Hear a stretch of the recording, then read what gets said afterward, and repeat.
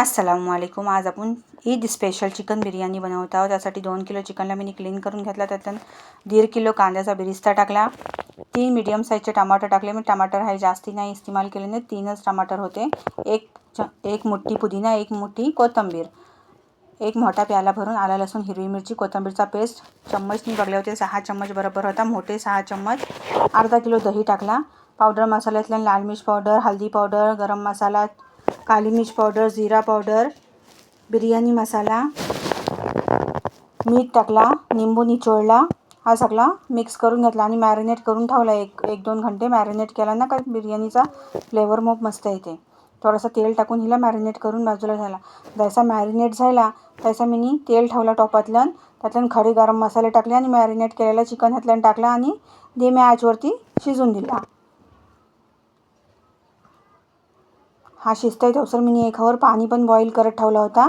त्यातून पुदिना, कोथिंबीर, जिरा, सगळे खडे गरम मसाले टाकले, मीठ टाकला, तेल टाकला आणि चावल पण बॉईल करून घेतले।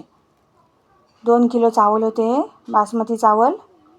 सगळे खडे गरम मसाले टाकून चावल मी बॉईल करून घेतले, बाजूला केले बॉईल करून। बिर्याणीचा रेडी झाला। जसा चिकन आपला रेडी झाला, बटाटी पण मी फ्राय करून घेतली।